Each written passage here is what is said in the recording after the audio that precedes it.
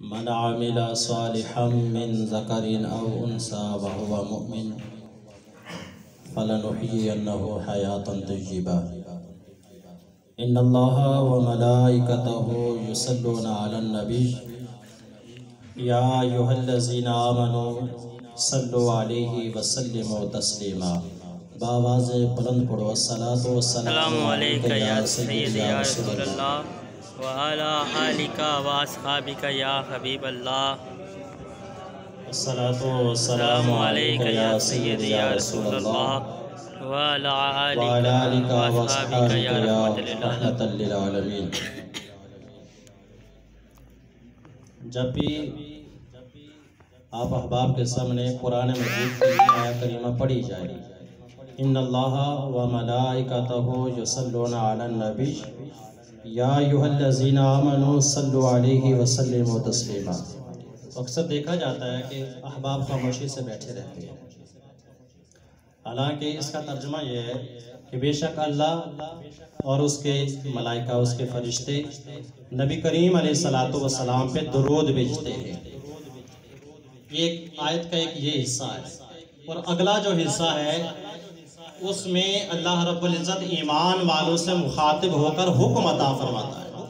فرمایا یا ایھا الذین آمنوا، اے ایمان والو، صلو علیہ وسلموا تسلیما، تم میرے آقا کی ذات پہ درود بھی پڑھو اور سلام بھی پڑھو۔ سبحان اللہ۔ گویا یہ آیت کریمہ سن کے نبی کریم علیہ السلام کی ذات پہ درود پاک پڑھنا واجب ہو جاتا ہے۔ یہ بات یاد رکھیں کہ جب بھی آپ کے سامنے یہ آیہ کریمہ پڑھی جائے، یا خود آپ تلاوت کر رہے ہیں یا کوئی کر رہا ہے اور آپ سن رہے ہیں، دونوں صورتوں میں یہ لازم ہو جاتا ہے کہ نبی کریم علیہ السلام کی ذات پہ درود و سلام پڑھا جائے۔ ذرا محبت سے پڑھو سارے، الصلاۃ والسلام علیک یا سیدی یا رسول اللہ وعلی آلک واصحابک یا حبیب اللہ، الصلاۃ والسلام علیک یا سیدی یا رسول اللہ وعلی آلک واصحابک یا رحمت للعالمین۔ ہم نے درود پاک پڑھنا چھوڑ دیا ہے، آج مشکلات میں گرے ہوئے اس لیے ہیں کہ ہم نے یہ وظیفہ چھوڑ دیا ہے، حالانکہ جنہوں نے اس وظیفے کو کیا ہے نا، اللہ رب العزت نے انہیں اعلیٰ مقام عطا فرمائے۔ سبحان اللہ۔ شاہ صاحب نے حضرت سلیمان بن جزولی علیہ رحمہ، آپ کا وہ واقعہ درود شریف کے حوالہ سے آپ کے سامنے رکھا ہے نا، کہ جب آپ کنویں پہ گئے، وضو کی حاجت پیش آئی تو پانی نکالنے کے لیے کوئی نہ رسی ہے نہ ڈول ہے، ایک بچی کو دیکھا، وہ آئی اور کنویں پہ آ کر اس نے جب حضرت سے پوچھا وجہ کیا ہے تو انہوں نے فرمایا کہ میں نے وضو کرنا ہے۔ فرمایا تو عارف کیا ہے؟ کہا سلیمان جزولی ہو۔ جب نام سنا تو کہا تو آپ کو بڑا شہرت سنا ہے، بڑی آپ کی شہرت ہے، تو یہ کنویں سے پانی نکالنا آپ کے لیے کیا مشکل ہے؟ کہا بیٹی کیسے نکال سکتا ہوں، نہ یہاں پہ رسی ہے نہ ڈول ہے۔ تو اس بچی نے اس کنویں پہ کھڑے ہو کر نبی پاک صلی اللہ علیہ وسلم پہ درود پاک پڑھا۔ اور درود پاک کون سا ہے؟ فرمایا اللہم صلی علی محمد صلاۃ دائمۃ مقبولۃ تعدی بہا عنا حقہ العظیم۔ یہ درود پاک ایک مرتبہ پڑھا، اپنا تھوک اس کنویں میں ڈالا کہ پانی جوش مارتا ہوا کنویں سے باہر آ گیا۔ سبحان اللہ۔ حضرت سلیمان جزولی علیہ رحمہ جب آپ نے یہ دیکھا نا کہ درود پاک کی اتنی فضیلت اور اتنی بڑی برکت ہے، تو آپ کو پھر شوق پیدا ہوا اور آپ نے درود پاک کے نام سے دلائل الخیرات کی ایک ایسی مضبوط کتاب لکھی جس میں نبی کریم علیہ السلام کے سارے درود پاک کو آپ نے ذکر کیا، اور ہر سلسلہ شریفہ کے اندر بزرگ اس کو کثرت کے ساتھ پڑھتے ہیں، آپ نے مریدین کو بھی اس کا پڑھنے کا حکم عطا فرماتے ہیں۔ سبحان اللہ۔ یہ اتنی عظمتوں والا یہ درود پاک ہے۔ فرمایا صلاۃ دائمۃ مقبولۃ تعدی بہا عنا حقہ العظیم۔ درود پاک کی کتابیں لیں آپ، ہم نے چھوڑ دیا ہے نا۔ ہم جہاں پہ اور لٹریچر خرید کے گھر پہ لاتے ہیں، وہ قصے کہانیوں والے کتابیں لے کے آتے ہیں کہ کاش ہم نے نبی پاک صلی اللہ علیہ وسلم کی درود پاک کی کوئی کتاب گھر لے کے آئے ہوتے نا، تو پھر دیکھتے کہ گھر میں کتنی رحمتیں اور برکتوں کا نزول ہوتا ہے۔ البتہ آج ہم سبھی احباب، ہمارے بھائی ریاض صاحب، اخلاق صاحب، ان کے والد محترم چودھری محمد زمان صاحب، ان کی ختم چہلم پہ حاضر ہیں۔ اللہ تعالیٰ حاجی صاحب کا اپنی جوار رحمت میں جگہ نصیب فرمائے۔ یقیناً جانے والا تو چلا جاتا ہے، ہر ایک نے جانا ہے، لیکن جو پیچھے نیک اولاد ہوتی ہے نا، جو والدین تو دنیا سے چلے گئے لیکن ان کے لیے سارے ثواب کی محافل سجاتی ہیں. اور آج یہ جو ہم کر رہے ہیں ذکر اللہ اور ذکر رسول کر رہے ہیں، آخر اس کا ایک مقصد ہے. ہم نماز پڑھتے ہیں نا، تو جو نماز پڑھتے ہیں اللہ کی عبادت ہے، اللہ کا حکم ہے، اس کو ادا کرنا ضروری ہے، اس کو قائم کرنے کا حکم ہے. لیکن قائم کرنے کے بعد ہم اس یقین سے نہیں کہہ سکتے کہ ہماری اس نماز کو اللہ نے قبول کیا یا نہیں کیا. نماز، روزہ، حج، زکوٰۃ جتنے بھی احکام ہیں اللہ کے، لیکن ذکر اللہ اور ذکر رسول ایک ایسا ذکر ہے جب اس کے وسیلہ سے ہم رب کی بارگاہ میں دعا کرتے ہیں تو اللہ یقیناً اس کو قبول فرما لیتا ہے. اور جس محفل میں ذکر اللہ اور ذکر رسول ہو اور اس محفل میں سادات کرام تشریف فرما ہو، جب ان کے وسیلہ سے رب کی بارگاہ میں دعا کرتے ہیں تو یقیناً وہ دعا رب کی بارگاہ میں قبول ہو جاتی ہے. سبحان اللہ. میں نے آیا کریمہ پڑھی، اللہ کا حکم ہے من عمل صالحا من ذکر او انثى وهو مؤمن فلنحيينه حیاتا طیبہ. فرمایا کہ جس نے اچھے اعمال کیے، چاہے وہ مرد ہے یا عورت ہے، شرط اللہ نے لگائی وَهُوَ مُؤْمِن، کہ ہو وہ مومن، فَلَنُحْيِيَنَّهُ حَيَاتًا طَيِّبَةً، تو ہم اس کو پاکیزہ زندگی عطا فرما دیتے ہیں. اور جب دنیا میں رہتا ہے، جو اللہ کے احکامات کو پورا کرتا ہے، جو اللہ کے احکامات کے جن کاموں کو کرنے کا اللہ نے حکم عطا کیا ہے ان کو بجا لاتا ہے، جن سے روکا ہے اس سے رک جاتا ہے، اور اپنی زندگی نبی کریم علیہ السلام کی سیرت کے مطابق گزارتا ہے، تو اللہ کا حکم کیا ہے فَلَنُحْيِيَنَّهُ حَيَاتًا طَيِّبَةً، پھر اس کی زندگی ہم اس کو پاکیزہ زندگی عطا فرماتے ہیں. اور جب دنیا سے چلا جاتا ہے نا تو پھر اللہ کا انعام عطا فرماتا ہے. فرمایا وَلَنَجْزِيَنَّهُمْ أَجْرَهُمْ بِأَحْسَنِ مَا كَانُوا يَعْمَلُونَ. فرمایا کہ جب دنیا سے چلا جاتا ہے تو پھر ہم اس کو ہم اچھا صلہ عطا فرماتے ہیں. وہ اچھا صلہ کیا ہے؟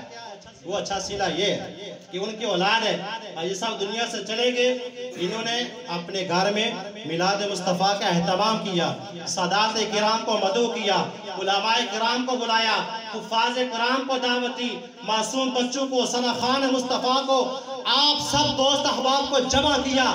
مقصد کیا ہے کہ میرے والد گرامی کا انتقال ہوا، آج 40 روز گزر گئے ہیں، ہم سب نے مل کر آج اپنے والد کے لیے بخشش کی دعا کرنی ہے، قرآن پاک کی تلاوت کی، ذکر کیا، رسول اللہ صلی اللہ علیہ وسلم کا ذکر ہے، اور ساتھ ہی ساتھ جب ہم سادات کرام کا وسیلہ رب کی بارگاہ میں پیش کریں گے تو یقیناً اللہ رب العزت حاجی صاحب کی بخشش فرمائے گا اور ان کے درجات میں اللہ بلندیاں عطا فرمائے گا. یہ ہے اجر کہ جب دنیا سے چلے جاتے ہیں نا تو پھر پیچھے نیک اولاد جو ہوتی ہے وہ صدقہ جاریہ ہوتی ہے. حدیث پاک میں آتا ہے، حدیث پاک کا مفہوم ہے کہ جب تک تو سانسیں قائم ہوتی ہیں نا بندے کی، عمل کی جا ہوتی ہے، تو بندہ یہ کرتا ہے سب کچھ عمل کرتا ہے، چاہے وہ اچھا عمل ہے یا اس کا برا ہے، وہ تب تک ہے نا جب تک سانس ہے اس وقت تک اچھا برا عمل ہوتا ہے. لیکن جب سانس نکل جاتا ہے، یہ سانس منقطع ہو جاتا ہے نا تو پھر وہاں پہ اعمال نہیں ہوتا، عمل ختم ہو جاتا ہے. لیکن 3 اعمال ایسے ہیں کہ زندگی کے اندر اگر وہ کر کے گیا ہے نا وہ دنیا سے چلا جائے گا، قبر میں ہے، برزخ کی زندگی میں ہے، وہاں پہ چلا گیا، لیکن اپنی زندگی میں وہ 3 کام کر کے گیا ہے، قبر میں چلا جائے گا، اس کا فائدہ اس کو قبر میں پہنچتا رہے گا. وہ 3 چیزیں کیا ہیں؟ پہلی چیز یہ ہے کہ او صدقۃ جاریہ. حدیث پاک کے الفاظ نبی کریم علیہ السلام نے فرمایا کہ اس نے کوئی ایسا صدقہ کیا، صدقہ جاریہ کہتے ہیں جس سے لوگ فائدہ حاصل کرتے ہیں. مثال کے طور پر اس نے کوئی ایسا راستہ تعمیر کروا دیا اپنی زندگی میں، وہ دنیا سے چلا گیا، لوگ جب تک اس پہ چلتے رہیں گے لوگوں کو فائدہ ملتا ہے، وہ اس کا ثواب قبر میں اس کو ملتا رہے گا. کوئی مسجد اس نے تعمیر کر دی، کسی مدرسے میں اس نے حصہ ڈالا، ضروری نہیں ہے کہ پوری مسجد اکیلے تعمیر کر دے، کہیں تعمیر ہو رہی ہے اپنے حصہ ڈال دیا. مدرسہ قائم ہے وہاں پہ اپنا حصہ ڈال دیا، بچے قرآن کی تلاوت کر رہے ہیں، ان کے انتظامات کا بندوبست کر کے گیا ہے. کوئی کنواں کھدوا دیا، لوگ وہاں سے پانی پی رہے ہیں.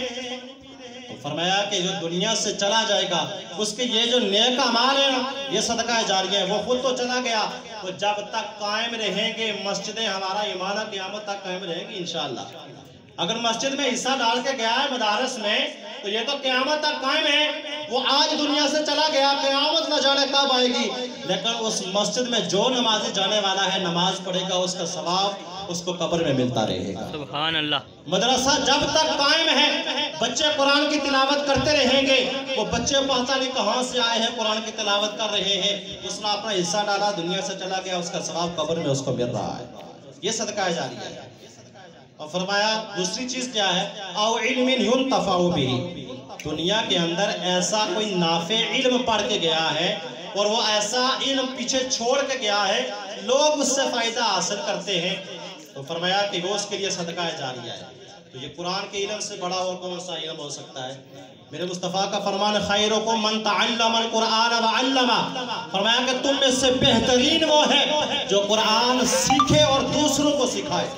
آج ہم کہتے ہیں کہ فلاں بہت بہتر ہے، جی فلاں بہت اچھا ہے، فلاں یہ ہے۔ نبی کریم علیہ السلام نے فرمایا کہ سب سے بہتر کون ہے؟ خیرکم من تعلم القرآن وعلمہ، تم میں سے سب سے بہتر وہ ہے جو قرآن سیکھے اور دوسروں کو سکھائے۔ دنیا میں اس طرح کا بندوبست کر کے گیا ہے، وہ دنیا سے چلا جائے گا لیکن فائدہ اس کو قبر میں ملتا رہے گا۔ اور تیسری چیز کیا ہے؟ او ولد صالح یدعو لہ، فرمایا کہ وہ چلا کے آیا دنیا چھوڑ کر، پیچھے نیک اولاد کو چھوڑا جو اس کے لیے یدعو لہ بخشش کی دعا کرتی ہے۔ صرف اولاد کو چھوڑنا نہیں ہے، حدیث پاک کا مفہوم کیا ہے؟ او ولد صالح یدعو لہ، نیک اولاد چھوڑی ہے اور وہ اپنے